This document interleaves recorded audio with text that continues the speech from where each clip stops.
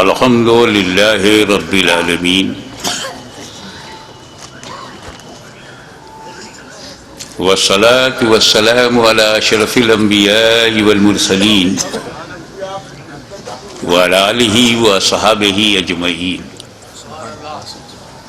اما بعد فاعوذ باللہ من الشیطان الرجیم بسم اللہ الرحمن الرحیم یا ایہا الذین آمنوا استعینوا بالصبر والصلاة ان اللہ مع الصابرین صدق اللہ مولانا العلی العظیم وبلغنا رسولہ النبی الامین الکریم ونحن على ذلك لمن الشاہدین والشاکرین والحمد للہ رب العالمین۔ بارگاہ رسالت میں درود پاک کا ہدیہ پیش کریں۔ اللہم صلی علی سیدنا مولانا محمد وعلی آل سیدنا مولانا محمد کما تحب وترضى بأن تصلی علیہ صلاة و سلام علیک یا رسول اللہ۔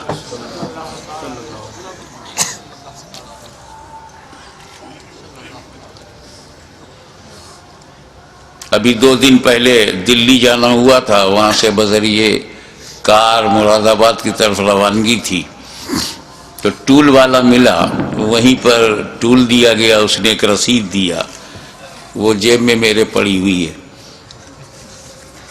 اس کے دوسری طرف سادہ تھا، تو چند اشعار مولائے کائنات،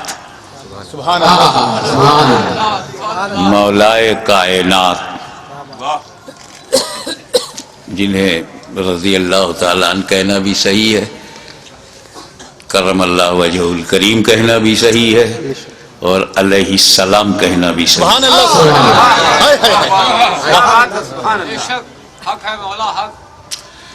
تو ان کی شان بے نیاز میں یہ عرض کیا، خاموش ہیں، خاموش ہیں تو دین کی پہچان علی ہے، خاموش ہیں تو دین کی پہچان علی۔ جب خاموش ہیں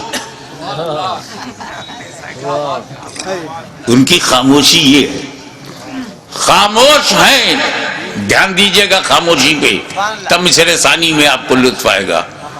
خاموش ہیں تو دین کی پہچان علی ہے، گر بولے تو لگتا ہے کہ قرآن علی ہے۔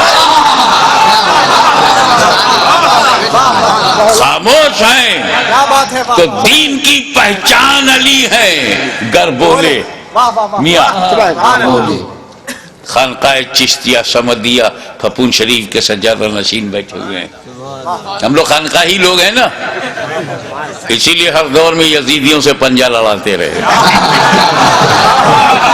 اب لکھنؤ کی باری ہے۔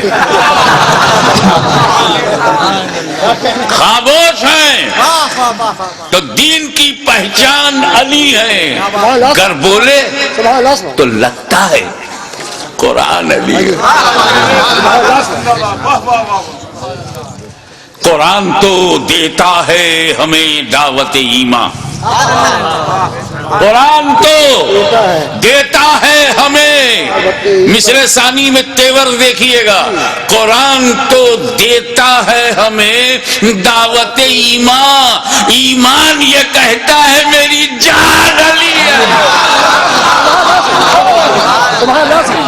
قرآن تو دیتا ہے ہمیں دعوت ایمان، ایمان یہ کہتا ہے میری جان علی ہے، ایمان یہ کہتا ہے میری جان علی ہے۔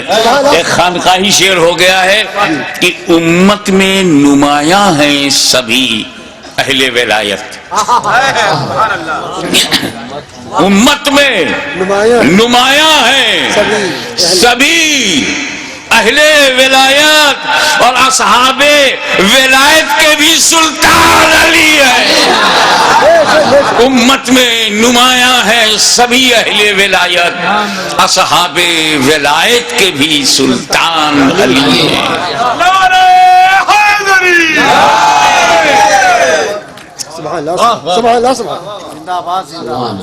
ایک مرتبہ جب نعرہ حیدری کہو تو پھر حیدری یا علی، حیدری یا علی.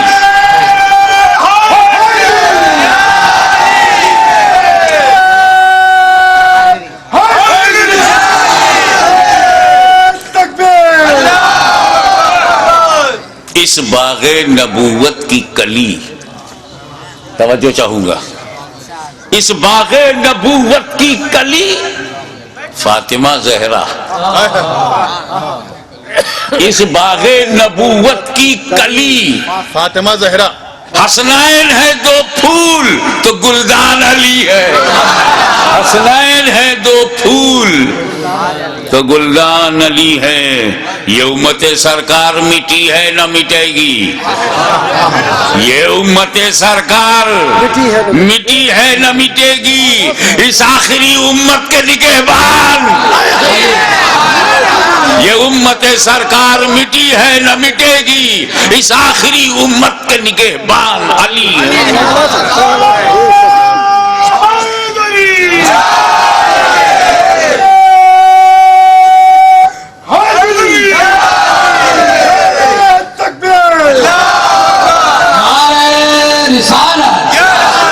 ایسا ہے حضرات گرامی کہ ہجرت کے موقع پر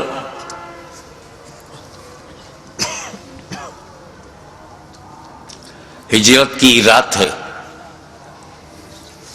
تجلیوں کی برسات ہے، نبی کریم کی ذات ہے، گھر کے اندر علی کا ساتھ ہے، باہر دشمنوں کی گھات ہے. واللہ کیا بات ہے. حضور صلی اللہ علیہ وسلم گھر میں ہے اور ساتھ میں علی ہے، اور باہر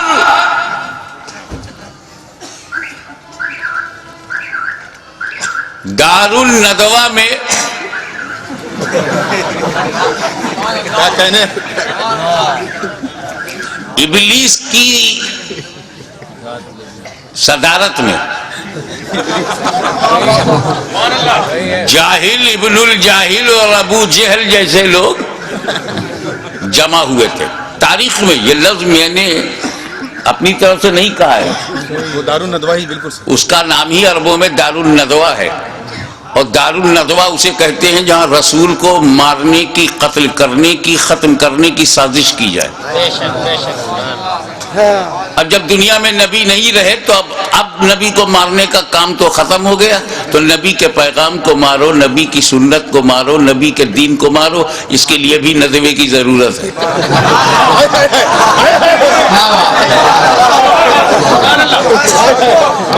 لیکن یہ تو مخدوم مینا کا کرم ہے کہ انہیں دریا کے پار پھینک دیا.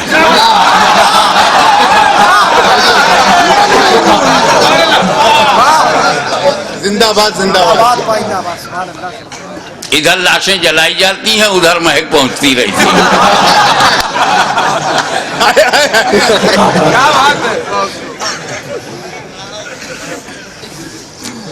40 کافر دار الندوہ میں میٹنگ کرنے کے بعد رسول کے گھر پر آئے اور دروازے کو ٹک ٹک دیکھ رہے. 40 کافر 80 آنکھیں چوکھٹ پہ جمی ہوئی ہیں. نکلیں نبی تو مارو. پہلے ایک بات بتا دوں، نبی کریم نے کنکری ماری اور پھینکا ان کی طرف. اور قرآن نے اس کا ذکر کیا ہے وَمَا رَمَيْتَ إِذْ رَمَيْتَ وَلَكِنَّ اللَّهَ رَمَى. اے نبی جو تم نے کنکری پھینکی تھی تم نے نہیں پھینکی تھی بلکہ اللہ نے پھینکی. کافروں کے سامنے ہی سے نبی نکل گئے، کسی نے دیکھا ہی نہیں. نبی آویں نہیں دکھائی پڑے، نبی چلے گئے نہیں دکھائی پڑا، کیونکہ کنکری لگ گئی تھی. ہمیں تو اپنے گھروں میں نبی محسوس ہوتے ہیں، اپنی مجلسوں میں ہمیں دکھتے ہیں، اپنی محفلوں میں دکھتے ہیں، لیکن ہم کو تو نہیں دکھتے، ہم کو تو نہیں دکھائی پڑتے۔ بھلے کنکری لگی ہوگی۔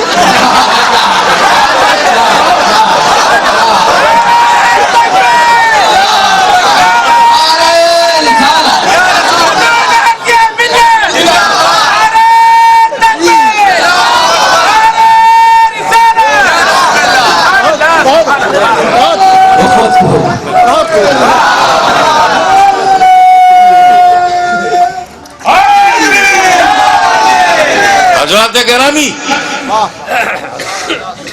رسول کے گھر کو 40 کافروں نے باعث قتل گھیر لیا تھا، محاصرہ ہے۔ نبی کے پاس کچھ امانتیں ہیں، امین کی ضرورت ہے، کچھ صداقتیں ہیں، صدیق کی ضرورت ہے، کچھ وصیتیں ہیں، وصی کی ضرورت ہے، کچھ وراثتیں ہیں، وارث کی ضرورت ہے۔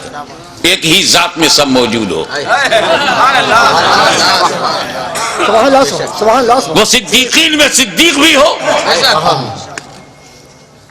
وارثین میں وارث بھی ہو، اور وصی رسول بھی ہو، وارث رسول بھی ہو۔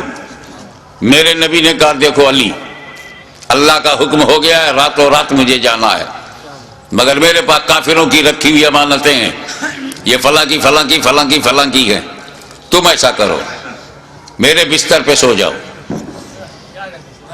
صبح اٹھنا، اٹھ کر لوگوں میں جانا، جن کی امانت ہے پہنچانا، پھر مدینے آنا۔ حالانکہ وہ بستر موت ہے، دشمن کی زد پہ ہے، کافروں کے ٹارگٹ پہ ہے، کبھی بھی گھس کے مارا جا سکتا ہے۔ لکھنؤ میں 2 پولیس والے دروازہ کھٹکھٹائے تو پورے خاندان کی نیند اڑ جائے۔ وہ 40 ابو جہل، ادوا و شیبہ جیسے بدکار، غدار، انسانیت کے ماتھے پہ کلنک کا ٹیکا اور مکے کے تقدس کو برباد کرنے والے وہ کھڑے ہیں، کیا بھروسہ۔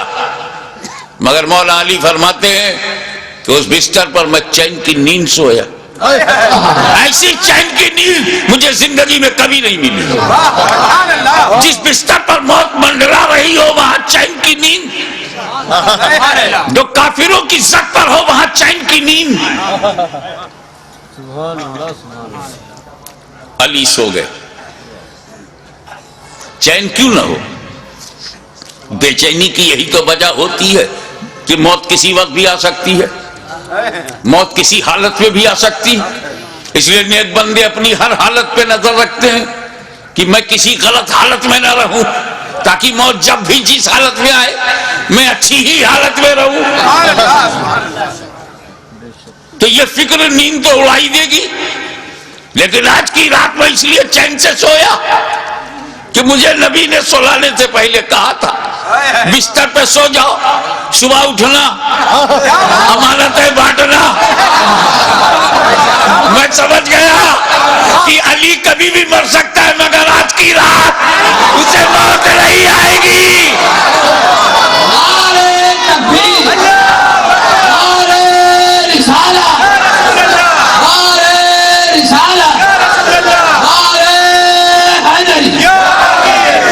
میاں ایک جملہ آ گیا، جس کی ضمانت نبی لے، توجہ، جس کی ضمانت نبی لے وہ علی ہوتا ہے علی، اور جس کی ضمانت علی لے وہ ولی ہوتا ہے ولی۔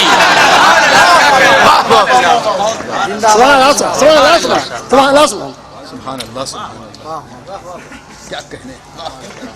اب صبح ہوئی، ابھی پوری صبح نہیں ہوئی، کافر مایوس ہوا، کیونکہ مایوسی کافروں کی پہچان ہے۔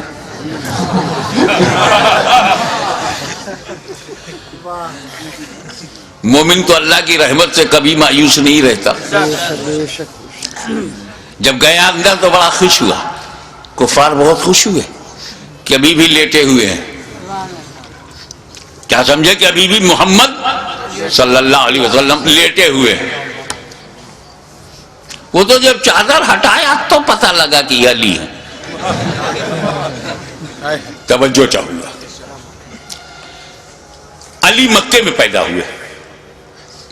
مکے میں بچپنا گیا. مکے میں جوانی مل رہی ہے. انہی مکے والوں کے ساتھ رہے. انہی مکے والوں میں رہے. مگر کس طرح لیٹے ہوئے تھے کہ یہی نہیں پہچان پائے. ادا پہ نظر رکھیے گا. اے مولا آپ کے سونے کی ادا کیسی کہ لیٹے ہیں علی اور کفار سمجھ رہے ہیں لیٹے ہیں نبی. لیٹے ہیں علی اور سمجھ میں یہ آ رہا کہ لیٹے ہیں نبی. جانشین ہو تو ایسا ہو, متبع نبی ہو تو ایسا ہو. اور جب دیکھا کہ علی ہے تو چل دیے. تو وہ موقع ہجرت. اور جنگ احد کے موقع پہ سرکار نے سپاہ سے فرمایا کہ دیکھو کیسی بھی صورتحال ہو تم اپنی جگہ نہ چھوڑنا. ذہن کے پردے سے بات محو ہو گئی یا فتح کی یقین نے ان کو اس جگہ سے ہٹایا جس کی وجہ سے جو کچھ ہوا وہ تاریخ کے صفحات پر اس کی تفصیل ملتی ہے. لیکن وہاں سے بھی پیر اگر نہیں ہٹایا تو مولا علی نے جمع رہا شیر کی طرح. اسی کو دھیان, دونوں واقعے کو دھیان میں رکھ کر شیر کہا ہے. وہ موقع ہجرت ہو یا کہ جنگ احد ہو, کیا کہنے, وہ موقع ہجرت ہو یا کہ جنگ احد ہو, ہر حال میں سرکار پہ قربان علی ہیں. ہر حال میں سرکار پہ قربان علی ہیں. خیبر کا قلعہ چیخ کے دیتا ہے گواہی. خیبر کا قلعہ چیخ کے دیتا ہے گواہی. کچھ شک نہیں کہ قوت یزدان علی ہے. کچھ شک نہیں کہ قوت یزدان علی ہے. اور ایک بات کہے بغیر نہیں رہوں گا, جس کو جیسا لگے لگے. ہے مد مقابل کو بھی پینے کی اجازت. مد مقابل کو بھی پینے کی اجازت. میاں وہ واقعہ ہے, جنگ میں جب کوئی پانی پہ قبضہ کر لیتا ہے تو مد مقابل کو پینے نہیں دیتا. لیکن مولا علی نے جب قبضہ کر لیا تو مد مقابل کو پینے کی اجازت تھی. ہے مد مقابل کو بھی پینے کی اجازت. صفین کے موقع پہ بھی ذیشان علی ہے. صفین کے موقع پہ بھی ذیشان علی ہے. میں شمع شبستان ولایت کہوں کس کو, میں شمع شبستان ولایت کہوں کس کو, دل بول اٹھا شمع شبستان علی ہے. دل بول اٹھا علی ہے.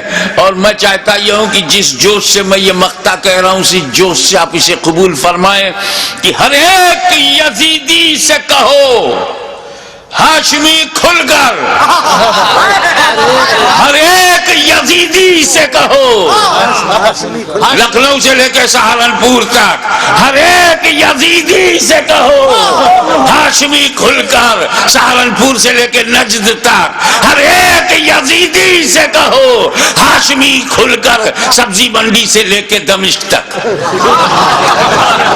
ہر ایک یزیدی سے کہو ہاشمی کھل کر. اسلام علی ہے, میرا ایمان علی ہے.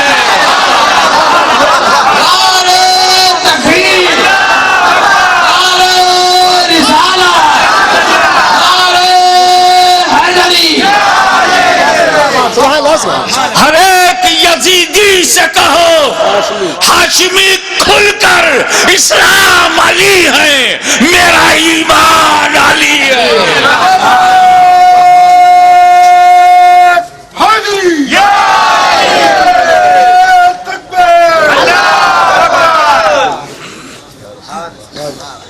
صلی اللہ علیہ نبی الامی والہ صلی اللہ علیہ وسلم، صلاۃ و سلام علیک یا رسول اللہ۔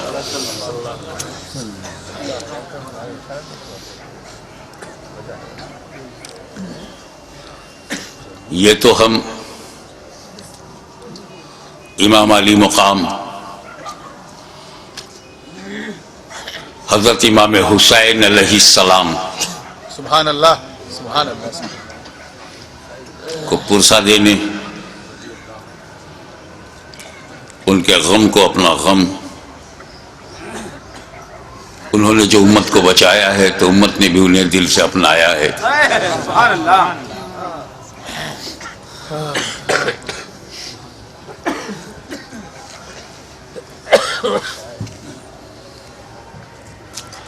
اس موڑ پر میں ایک مثال دینا چاہوں گا، تھوڑا سا بیک گراؤنڈ معلوم ہو۔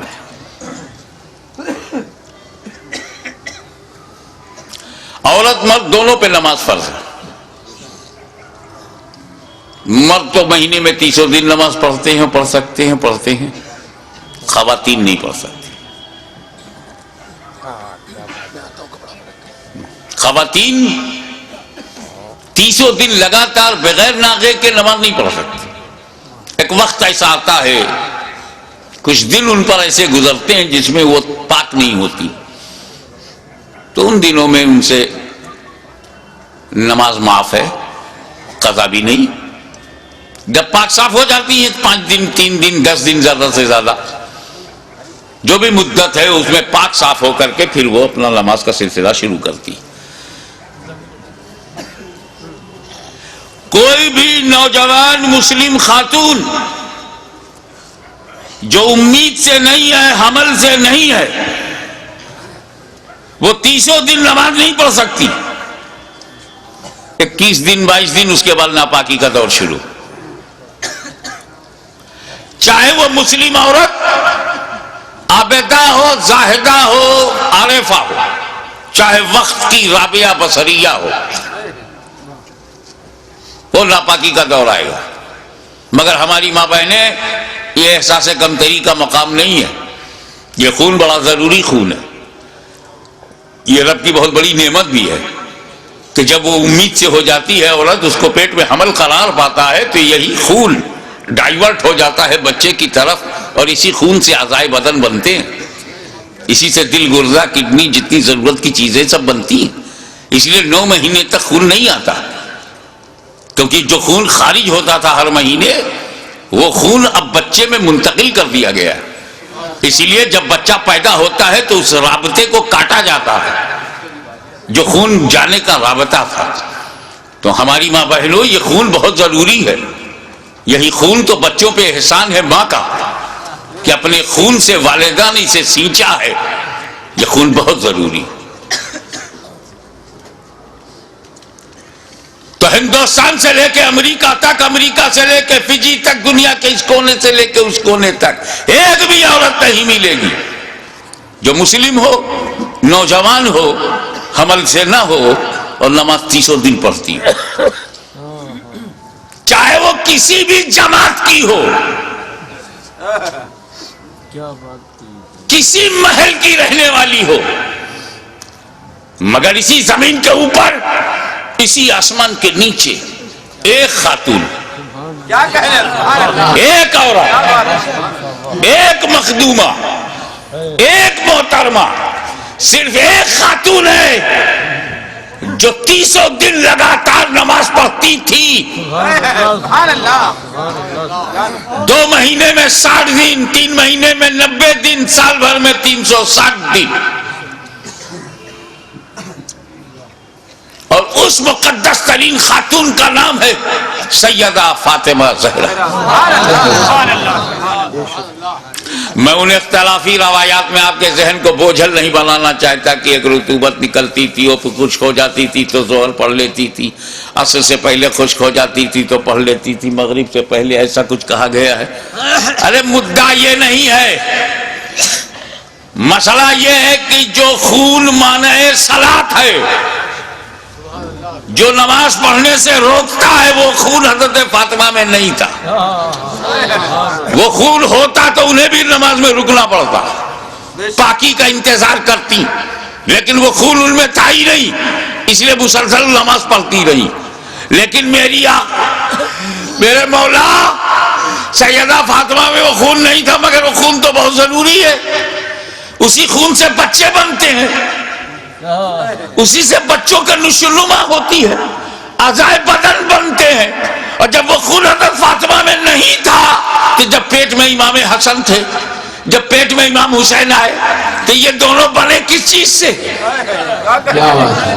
عورتوں کا وہ خون جو مانع صلاۃ ہو اور اعضائے بدن کی تخلیق میں معاون ہو، جب وہ حضرت فاطمہ میں وہ خون ہی نہیں تھا تو یہ حسنین کریمین بنے کس چیز سے، کس مٹیریل سے؟ تو وہ کیا بتائیں گے جن کے سارے عقائد کسی نالے میں پٹے ہوئے ہوں؟ بتایا تو اس نے بتایا، بریلی کی چٹائی پر بیٹھ کر احمد رضا خان نے اعلان کر دیا تیری نسل پاک میں ہے بچہ بچہ نور کا۔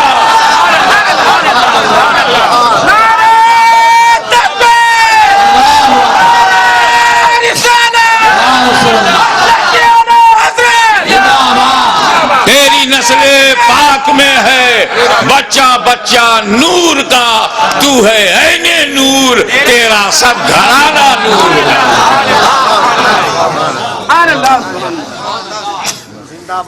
اس سے بھی نہیں سمجھ پا رہے ہو تو یہ سمجھو، نبی کریم نماز میں، نبی کریم صلی اللہ علیہ وسلم رکوع میں گئے، قیام فرمایا، نبی سجدے میں گئے۔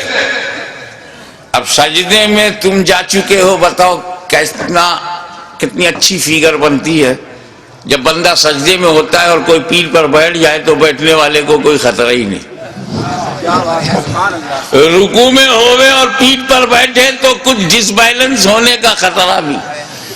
امام حسین بچپن میں بھی اتنے ذہین تھے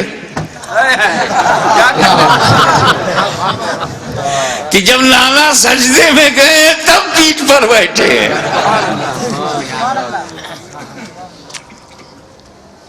جو بچپن میں نبی کو پہچانتا رہا ہو وہ جوانی میں یزید کو پوری طور سے پہچان گیا ہوگا۔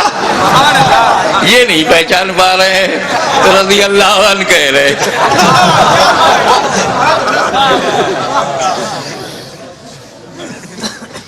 مجھے یہی نہیں پتا چلا کہ ایسا کہنے والا نائک ہوتا ہے یا ادھینائک ہوتا ہے۔ اس کا اسٹیٹس ہی ایسا نہیں کہ اس کا نام لے کر کے لیول میں لیا جائے۔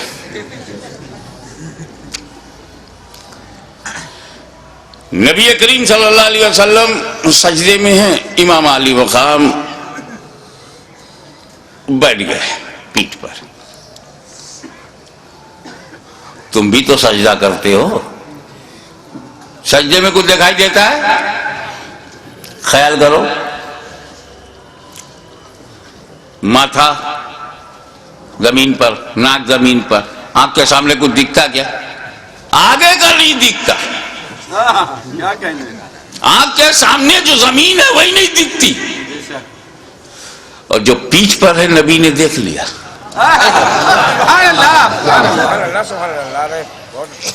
پیٹھ پیچھے دیکھ لیا، ہم لوگ سامنے نہیں دیکھ پاتے۔ اب تو نہیں کہو گے نا کہ نبی کو دیوار کے پیچھے کی خبر نہیں۔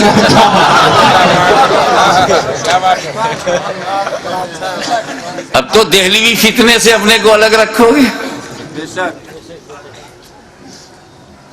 نبی پہچان گئے، کچھ نہیں، میرا حسین ہے، میرے دل کا چین ہے، میرا نور العین ہے۔ تب نبی نے کیا کیا؟ سجدے کو طول کر دیا، سجدے کو لمبا کر دیا، سر اٹھایا نہیں کہ میں سر اٹھاؤں گا تو حسین گر جائیں گے، اور نبی کو گوارا نہیں کہ اتنی بلندی سے بھی کسی انہیں گرا کر کے زخمی کیا جائے. نبی نے سر نہیں اٹھایا. یہ تو لکھنؤ ہے یار، یہاں تو محاوروں کی پہچان ہے لوگوں میں. محاورہ دے رہا ہوں، میرے نبی نے حسین کو گرانے کے لیے سر نہیں اٹھایا. کیا کہنا؟ حسین کو گرانے کے لیے. تو جو نبی حسین کو گرانے کے لیے سر نہ اٹھائے وہ نبی کب گوارا کرے گا کہ حسین کو گرانے کے لیے کوئی امتی سر اٹھائے؟ اور اسی پر ایک جملہ اور لیتے چلو، میرے نبی نے، حضرات میرے نبی نے سر جھکایا تھا سجدے میں خدا کے لیے، خدا کے لیے. ذات کو سامنے رکھیے گا.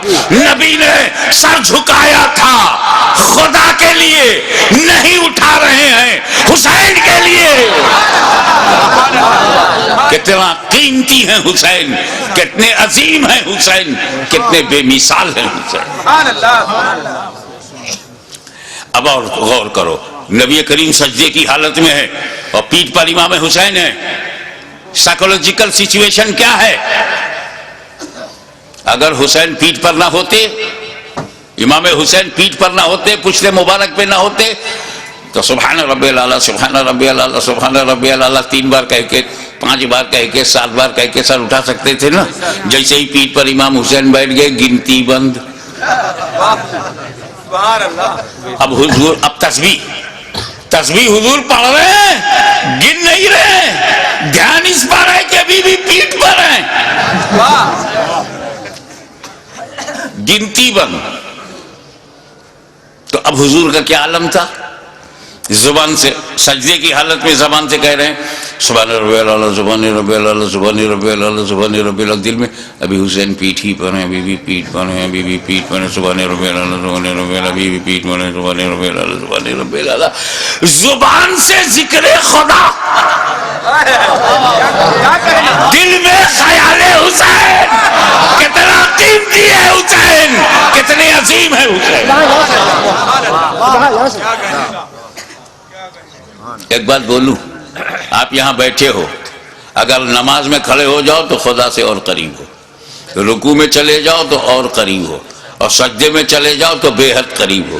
اور کچھ تو ایسے ہیں کہ جب سجدے میں جاتے ہیں تو سارے حجابات ٹوٹ جاتے ہیں. نماز بندے کو مولا سے ملاتی ہے، نماز سارے پردوں کو ہٹاتی ہے، بے حیائیوں سے بچاتی ہے. نماز بہت عظیم ترین عبادت ہے. تو جب نبی سجدے میں تھے تو کہاں تھے؟ سبحان اللہ. قرب خاص میں نبی، غایت قرب میں نبی. سارے پردے اٹھ گئے، رب کا جلوہ دیکھ رہا ہے نبی. اللہ کے بے حد قریب ہے نبی، اور وہاں تک خیال حسین. سبحان اللہ، سبحان اللہ، بے شک بے شک، سبحان اللہ، سبحان. دیکھو بھائی، سبحان اللہ، سبحان. اس کے بعد پھر کیا ہوا؟ امام حسین اللہ جانے کتنی دیر بیٹھ کر، وہ پشت مبارک ہی ایسی تھی کیا کہنے؟ کہ دونوں کا جواب نہیں. ادھر سے دیکھو تو سواری کا جواب نہیں، سبحان اللہ. ادھر سے دیکھو تو سوار کا جواب نہیں. اتر گئے امام حسین، امام حسین اتر گئے تو نبی نے اپنی نماز پوری کر لی، سجدے سر نہیں کیا. کیا بات ہے، سبحان اللہ. نبی نے نماز دہرایا نہیں، نماز خراب نہیں ہوئی. نماز خراب ہو ایسی کہ بالکل خراب ہو جائے، دہراؤ، واجب چھوٹ جائے، سجدہ سہو کرو، ایسا کچھ نہیں ہوا. غیر معمولی تاخیر کے باوجود رسول پاک کی نماز خراب نہیں ہوئی. اب سنو، نبی سجدے میں، حسین خیال میں. کیا کہنے؟ نانا سجدے میں، حسین خیال میں، نواسا خیال میں، نبی سجدے میں، امتی خیال میں. نبی کی نماز خراب نہیں ہوئی، نبی کی نماز خراب نہیں ہوئی. تو ان بےہودہ گستاخوں دریدہ دہلوں سے کہہ دو کہ جب امتی کے خیال سے نبی کی نماز خراب نہیں ہوتی تو نبی کے خیال سے امتی کی نماز خراب نہیں ہوگی.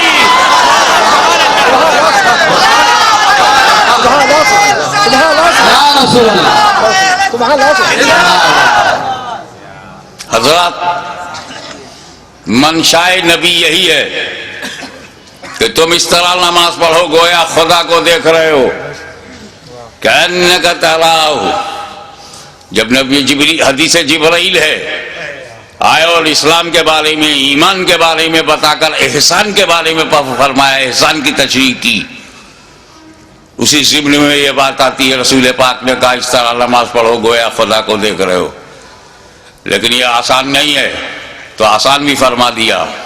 اگر ایسا نہ ہو سکے تو اس طرح نماز پڑھو کہ یقین رکھو کہ خدا تمہیں دیکھ رہا ہے. بات صاف یہ ہے کہ یار نماز پڑھو تو دنیا چھوڑ کے پڑھو. گھر میں نماز پڑھنے سے بہتر ہے مسجد میں نماز پڑھنا. کیوں؟ کیونکہ تم پریوار چھوڑ کے اللہ کے گھر میں جاتے ہو. یہ دنیا چھوڑنے نے ثواب بڑھا دیا، مگر تمہارا تو بڑا برا حال ہے، پوری فیملی کو لے کے مسجد میں جاتے ہو.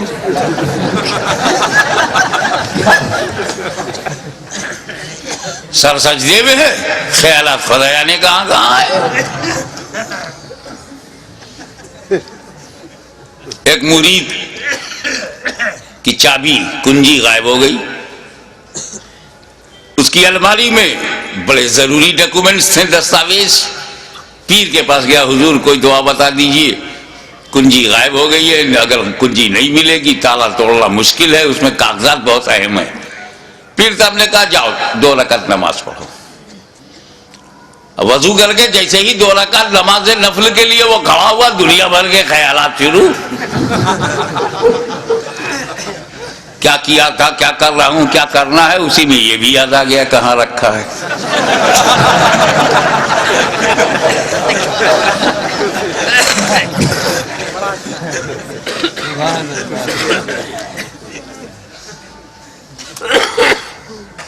ہمارے پرنالہ ہم شبیہ غوث اعظم سید علی حسین اشرفی جیلانی کی چوچا شریف سے دیوا شریف ہوتے ہوئے جا رہے تھے. ادھر وارث الاولیاء سید وارث علی شاہ تاجدار دیوا علیہ رحمت و رضوان کو پتہ چل گیا. نہ ٹیلی فون، نہ موبائل، نہ سیل فون، نہ کوئی وائرلیس سسٹم. اللہ جانے اللہ کے ولیوں کا کیا ہے سسٹم.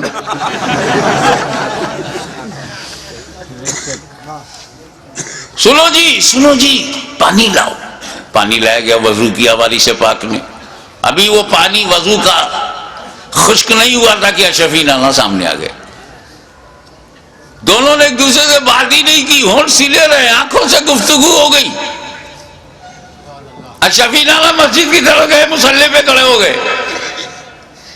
پیچھے پیچھے وارث پاک گئے، جماعت میں کھڑے ہو گئے، بولے اللہ اکبر. انہوں نے بھی کہا اللہ اکبر. ایک شور مچ گیا. آج حاجی وارث علی نے نماز پڑھی ہے، بولنا بھی نہیں آتا عوام کو. کیا وہ پڑھتے نہیں تھے؟ جب پڑھتے تھے تو آج پڑھی کیوں؟ تم کو کہنا چاہیے کہ آج وارث پاک نماز پڑھتے ہوئے دکھائی پڑے. وہ بھی کوئی اللہ کا ولی ہے جو نماز نہ پڑھے؟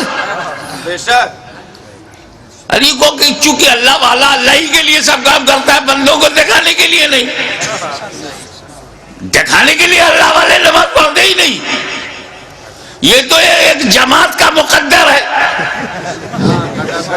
اس کو دکھانے کا بڑا شوق ہے. آپ نہ دیکھیے تو دروازہ کھٹکھٹا کے دکھاتے ہیں. اس پر بھی نہ تو باہر سے پکڑ پکڑ کے مسجد میں لے جاتے ہیں. اب تو دیکھو، اگر اس پر بھی آپ بچ گئے تو 40 دن کے لیے پکڑ کے لے جائیں گے. اب تو تمہارے باپ کو بھی دیکھنا پڑے گا.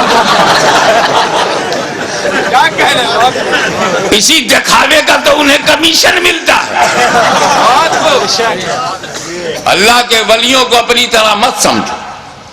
بہرحال چیمی گوئیاں شروع ہو گئی, آج دکھائی پڑے آج پڑھا ہے.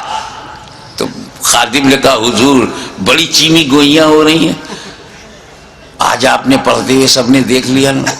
کہا میں تو روز پڑھتا اور روز دکھائی پڑتا, میں کیا کروں, میں بڈھا ہوں, اور میرا امام جو بنا ہوا پیش نماز جو مصلی پہ کھڑا ہوتا ہے 5 وقت, جوان ہے.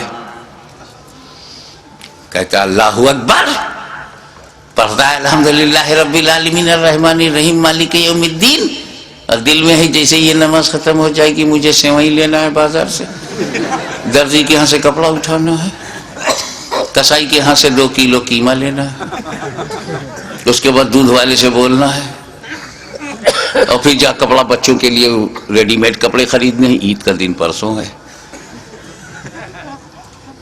مچھلی کا ہم نے فرمائش کر دی ہے, دوستوں نے کہا تھا کہ مچھلی کا کباب ہونا چاہیے, اب اسی میں غیر المغضوب علیہم ولا الضالین, مرغ کا قورمہ بھی ہو جائے گا. قل هو اللہ احد اللہ الصمد لم یلد ولم یولد, تو اس میں یہ ہے کہ سو لوگوں کو بھی بلا لیں گے, سسرال کو بلا لیں گے, ننیال کو بلا لیں گے. اللہ اکبر. تو وارث پاک نے کہا کہ جب میں نیت میں یہ کرتا ہوں پیچھے اس امام کے, تو جہاں جہاں امام جائے وہاں وہاں میں بھی جاؤں. میں بڈھا درزی کی دکان پر, کسائی کی دکان پر, کیسے اس کے پیچھے پیچھے دوڑوں. وہ کچوچا سے آلے رسول آیا, اللہ اکبر کہا, خود بھی پہنچ گیا, مجھے بھی پہنچا دیا, نہ دوڑا نہ دوڑایا. تو نماز وہی نماز ہے جس میں دنیا کا خیال نہ ہو, اپنے مولا کے لیے, رب کے لیے, رب العالمین کے لیے, معبود حقیقی کے لیے وہ نماز پڑھی جائے. میں ایک مثال دیتا ہوں, نام تم بتاؤ. ایک تیر بے تکا چبھ گیا, اتنا زبردست کہ اس کو نکالا نہیں جا سکتا, کیونکہ اگر اسے چھوا جائے تو اتنی ٹیس ہے, اتنی چبھن ہے, اتنی درد ہے, اتنی پیرا ہے, انبیئربل پین, کہ چھونے نہیں دیتے تھے. تجربے کار آدمی نے کہا ایسے نہیں, انہیں نماز میں جانے دو. تاریخ گواہ ہے کہ سجدے میں گئے, تیر کھینچ لیا گیا, علی کو خبر نہیں. دنیا تو دنیا, خود کو بھلا دیا مولا علی نے. تو جب علی کی نماز ایسی ہے تو نبی کی نماز, کیا نبی نماز میں دنیا کا خیال کریں گے؟ اپنا عقیدہ بتاؤ.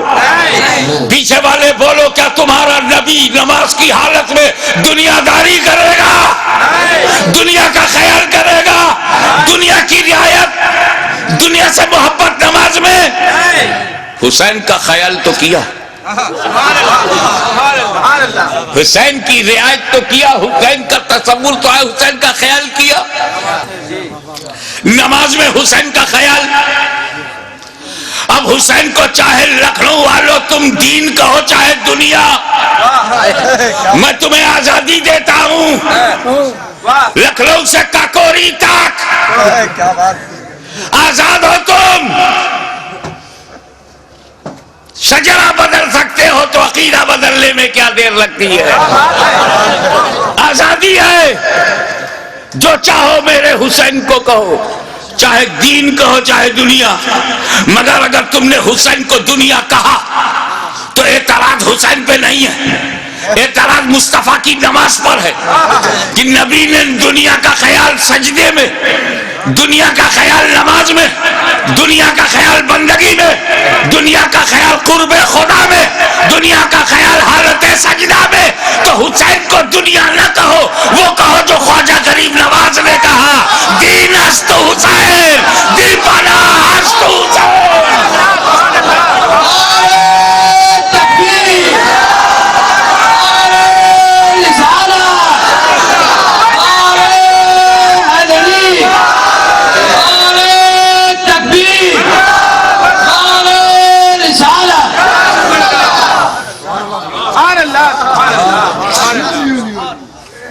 لی پناہ سردار حسین دین ہے، اور اس کا اندازہ انہیں خود بھی تھا۔ اب میں ایک سوال کرنے جا رہا ہوں، ہزاروں سینکڑوں تقریریں ہو چکی ہیں،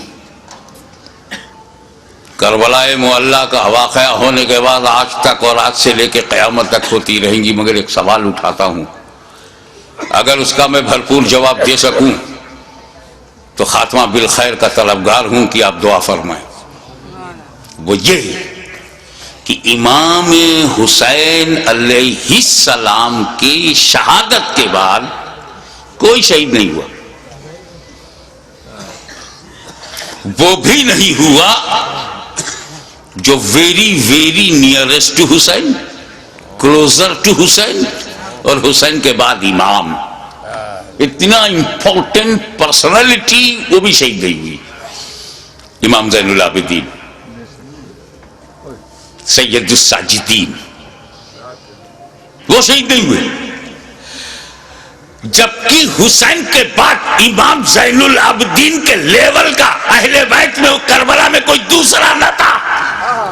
توجہ چاہوں گا، جس امامت پر زین العابدین فائز تھے وہ امامت نہ علی اکبر کے پاس تھی، نہ وہ قاسم کے پاس تھی، نہ عباس علم بردار شاہدار وفا کے پاس تھی، جو امام زین العابدین کے پاس۔ تو حسین کو مارنا امامت کی وجہ سے اگر ضروری تھا تو امام زین العابدین کو اس کے بعد شہید کرنا اور بھی ضروری تھا، لیکن امام حسین کے بعد کسی کا شہید نہ ہونا ثبوت ہے، دلیل ہے کہ اگر امام حسین اور پہلے شہید ہو جاتے تو سب بچ جاتے۔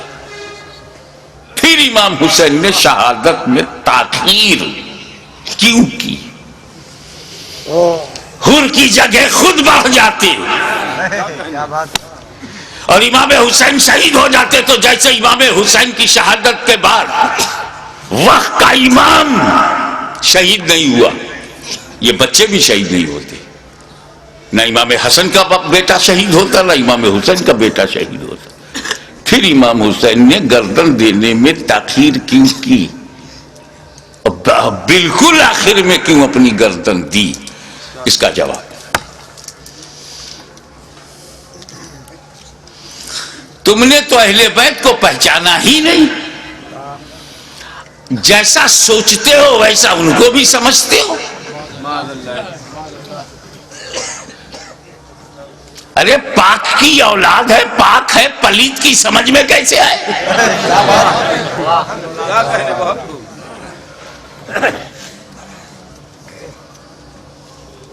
آپ غور فرمائیں کہ جن مکے والوں نے پتھر برسائے، راہوں میں کانٹے بچھائے، شاب ابی طالب میں 2.5 سال تک محاصرے میں رکھا، آب و دانا بند،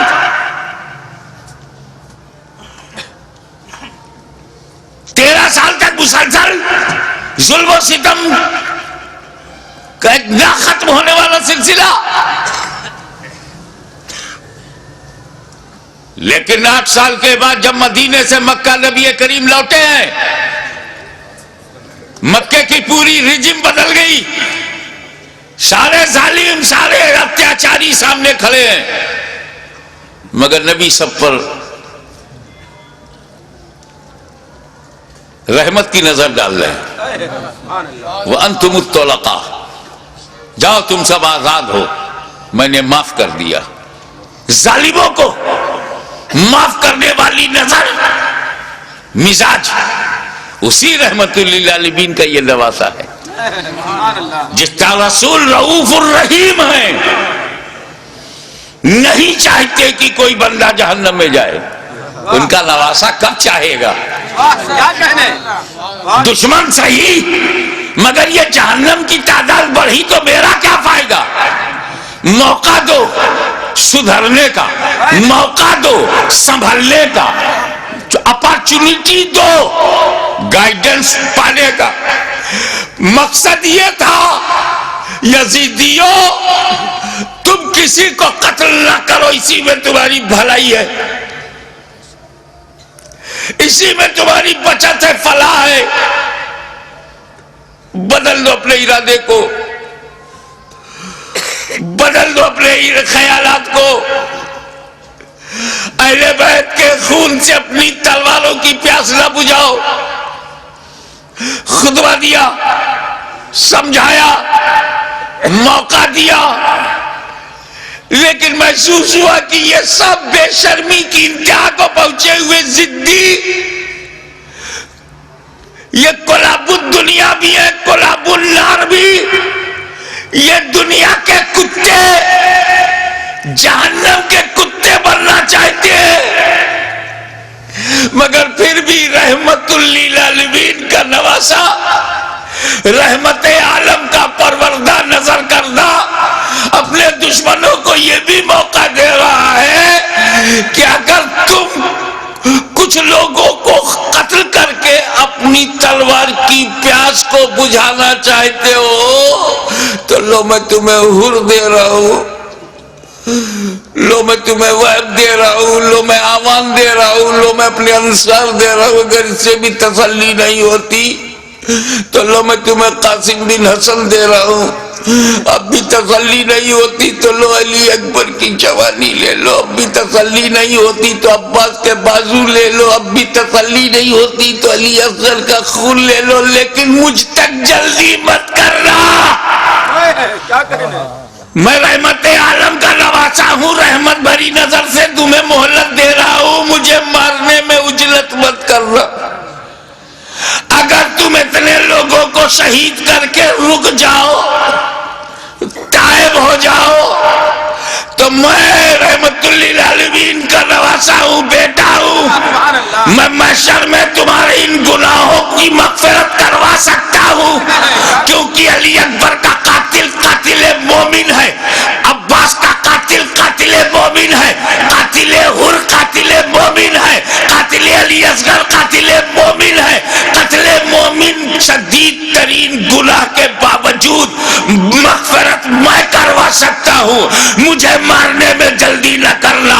میرا قتل قتل مومن نہیں، قتل دین بن جائے گا، اور قاتل دین کی مغفرت نہیں. لیکن جب یہ محسوس ہونے لگا، ختم اللہ علی قلوبہم وعلی ابصارہم، جب اللہ تعالیٰ نے ان کی سماعت پر، ابصار پر، بصارت پر پہرا بٹھا دیا، مہر لگا دیا، اور حجت تمام ہو گئی. جتنی مہلتیں دینی تھی دی جا چکی، جتنی مواقع فراہم کرنے تھے ہو چکے، جتنی بار ضمیر کو جگانا تھا جگا چکے. لیکن ان مردہ دلوں میں ٹس سے مس جب کوئی نہیں ہوا تب بالآخر فیصلہ وہی ہوا. اے نانا جان، جو میں نے وعدہ کیا تھا نبھانے جا رہا ہوں. اے پدر بزرگوار خیبر شکن، جس نیت سے آپ نے پرورش کی ہے اس مقصود کی طرف جا رہا ہوں. اے مادر مہربان خاتون جنت، جو سمجھ کر آپ نے دودھ پلایا تھا آج اس کا حق ادا کرنے جا رہا ہوں. نتیجہ کیا ہوا؟ خیمے میں گئے، اپنے والد کا، اپنے نانا کا کپڑا لیا، سر پہ امامہ باندھا، اور زیب تن ہو کر دلدل پر بیٹھ کر خاندان کو آخری سلام کر کے میدان کارزار میں حسین اتر پڑے. ایر لگائی. گھوڑے کو ناز ہے کہ آج امام میرے اوپر ہے، امام کو ناز ہے کہ گھوڑا بھی میرا وفادار ہے. چل پڑے. امام نے یزیدی لشکر پر جب حملہ کیا، وار کیا، یزیدیوں میں انتشار پیدا ہو گیا. حیدری کچھار کا شیر نر جب بفر کر زیادی بھیڑیوں پر حملہ آور ہوا تو کشتوں کے پشتے لگا دیا، لاشوں کا ڈھیر لگا دیا. بھوکا پیاسا حسین کھاتے پیتوں کو کاٹتا ہوا چلا جا رہا ہے. تلوار چمکی، ہوا میں لہرائی تو ایسا نہیں لگتا تھا کہ حسین کے تنہا ہاتھ میں اکیلی تلوار ہے. ایسا لگتا تھا جیسے آسمان کی تمام بجلیاں تلوار میں سما گئی ہوں. ایسا لگتا تھا کہ ستاروں نے اپنی جگہ چھوڑ کر ذوالفقار کی دھار میں آ گئی ہوں. ایسا لگتا تھا کہ آدم کا ہاتھ دعا کے لیے اٹھ گیا ہو. ایسا لگتا تھا کہ نوح کی کشتی اپنے نجات کا رخ دیکھ رہی ہے. ایسا لگتا تھا کہ دریائے نیل میں فرعون غرق ہو رہا ہے, یزیدی تباہ ہو رہے ہیں. ایسا لگتا تھا جیسے کعبے کا رخ قبلہ, کعبے کا رخ کعبہ کی طرف ہو گیا ہو. ایک جگہ جمع ہوا کعبہ متحرک کعبے کو دیکھ رہا ہے, ایک جمع ہوا کعبہ متحرک کعبہ کو دیکھ رہا ہے. محبتوں کا قبلہ, محبتوں کا قبلہ, عقیدتوں کا کعبہ یزیدیوں کے مقابلے میں کھڑا تلوار چلا رہا ہے. ایسا لگتا تھا کہ حسین کے بازو میں حیدر کرار کا بازو سما گیا ہو. ایسا لگتا تھا جیسے فاطمہ زہرا کا دودھ حسین کی رگوں میں نیا خون بن گیا ہو.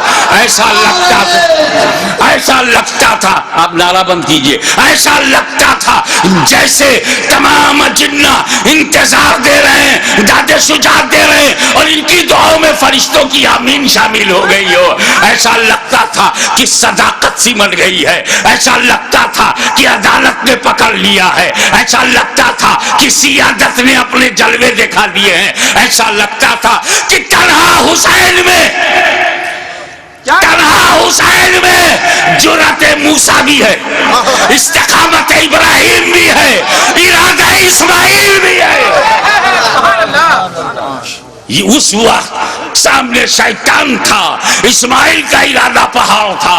اس وقت یزیدی فوج ہے, حسین کا ارادہ پہاڑ ہے. تلوار چلتی رہی, تلوار چلتی رہی, کشتوں کے پشتے لگتے رہے, لاشوں کے ڈھیر لگا دیے.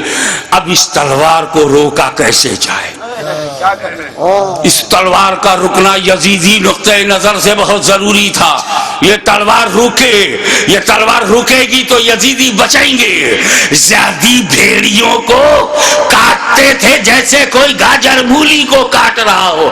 میمنہ پر حملہ آور ہوا تو میمنہ صاف ہو گیا. شیر خدا میسرے کی طرف رخ کرتا ہے, میسرہ صاف ہو گیا. یزید کے قلب پر حملہ کرتا ہے, لشکر کا قلب صاف ہو جاتا ہے. اب پریشانی, ابن سعد, ابن زیاد پریشان ہو گئے, شمر ذوالجوشن حیران ہو گیا, خولی مایوس ہو گیا.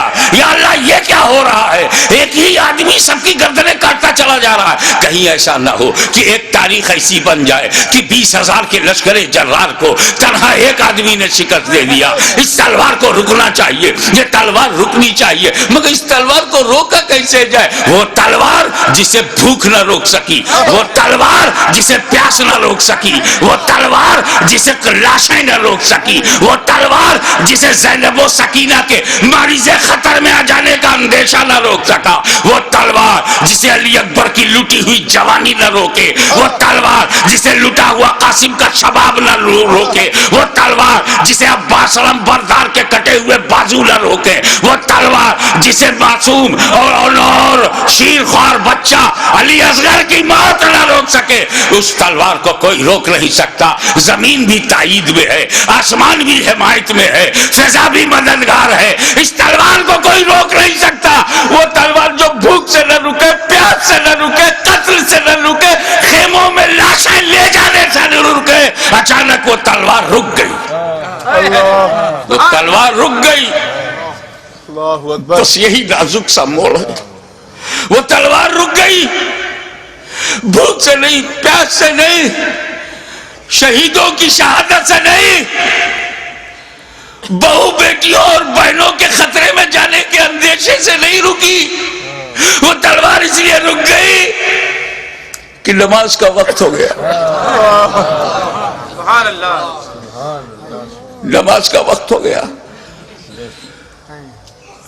اتر پڑے زخمی, تیروں سے بدن چھلی, نیزوں کی مار. علی کا ایک شیر ان جنگلی کتوں میں گھر گیا.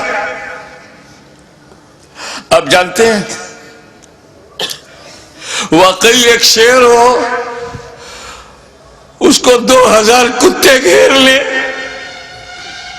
تو کن کن کتوں کو مارے، زخموں سے چور، ہر بدن کے ہر حصے سے لہو. یہ کیسا وضو ہے میرے امام؟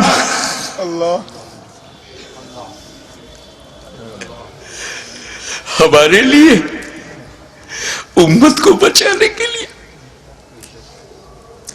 رسول پاک نے پیٹ میں پتھر باندھ کے جو امت بنائی تھی اس کو بچانے کے لیے اتنی بڑی قربانی. یا اللہ یا اللہ.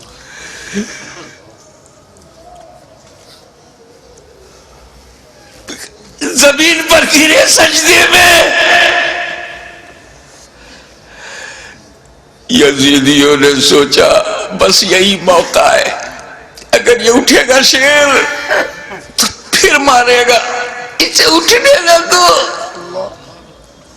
شقی القلب پتھر دلوں نے نبی کا کلمہ پڑھتے ہوئے بھی نبی کے نواسے کو، نبی کی جان کو، نبی کی پہچان کو، نبی کے بیٹے کو، نبی کی نسل کو، نبی کی اولاد کو، نبی کے نور کو سجدے کی حالت میں ایسا وار کیا، سر مبارک تن مبارک سے جدا ہو گیا. انا للہ و انا الیہ راجعون.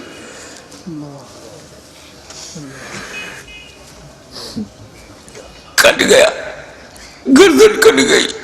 سنی مسلمانوں، گردن کٹ گئی. کون سی گردن؟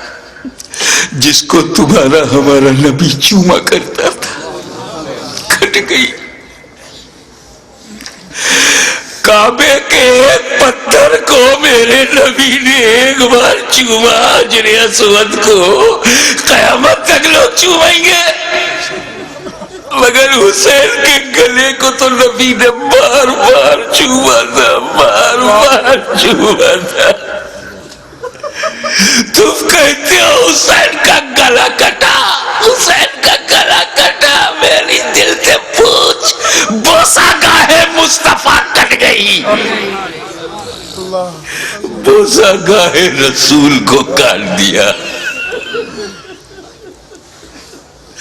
میں ایک مرتبہ بیمار پڑا تھا برطانیہ میں. میری ماں کا خط آیا، بیٹا تمہاری کیسی طبیعت ہے؟ مجھے بڑا تعجب ہوا. میری ماں کی چوچا شریف میں انگلینڈ میں ان کو محسوس کیسے ہوا؟ تو کسی نے سمجھایا یہ ممتا ہے، یہ خون کا رشتہ ہے. تو بیمار پڑ گیا تھا، سر سمندر پار خون کے رشتے نے ماں کے دل میں احساس ڈالا. ارے جب ماں بیٹے میں احساس کا یہ رشتہ ہوتا ہے تو جب حسین کا گلا کٹا ہوگا تو لبے مصطفیٰ پہ کیا گزری ہوگی.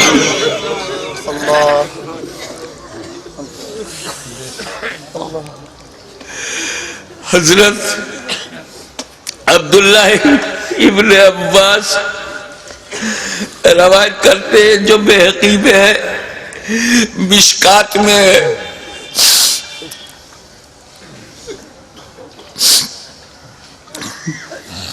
کہ ام المومنین ام سلمہ نے خواب میں دیکھا کہ حضور صلی اللہ علیہ وسلم کے ہاتھ میں شیشہ ہے. پوچھا یا رسول اللہ یہ کیا ہے؟ کہا یہ میرے بیٹے حسین اور کربلا کے شہیدوں کا خون میں صبح سے اس میں جمع کر رہا ہوں. رسول مبارک کی ریش مبارک پر غبار بالوں میں بکھرا، ہاتھ میں شہدائے کربلا کا لہو. کتنا دل دکھ گیا ہوگا رسول پاک کا.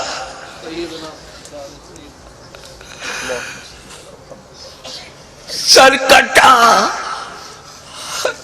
کیسے بولوں،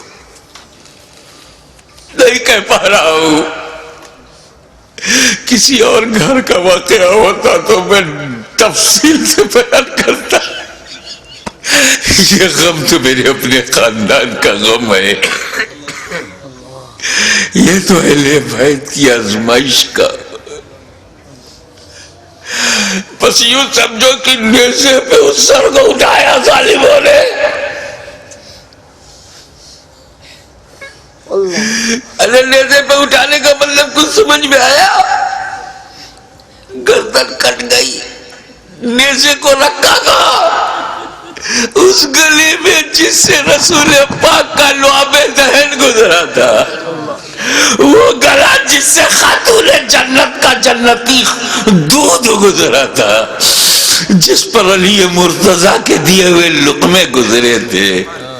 امام علی مقام کے گلے میں وہ گلا کٹا ہوا دیکھا ہوگا نا، جب گلا کٹتا ہے تو ایک اسی میں ڈال دیا۔ ارے جسے نبی چومتے تھے اس پہ تم نے نوکے نیزا، یزیدیوں تم نے کل بھی حسین کو ستایا تھا، آج بھی ستا رہے ہو۔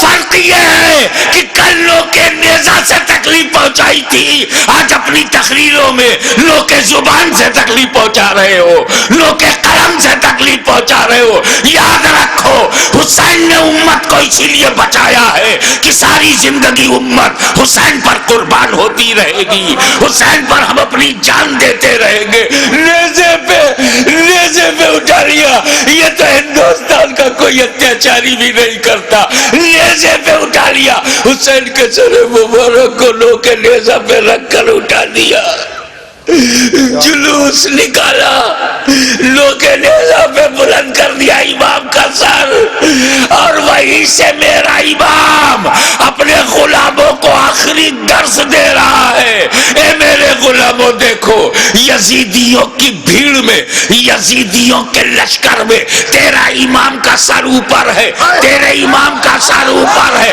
تیرے امام کا سر بلند ہے، یعنی جن کا سر کٹا نہیں ان کا سر نیچے ہے، جس کا کٹ گیا وہ سر بلند ہے۔ تبھی تو غریب نواز نے کہا سرداد نداد دست در دست یزید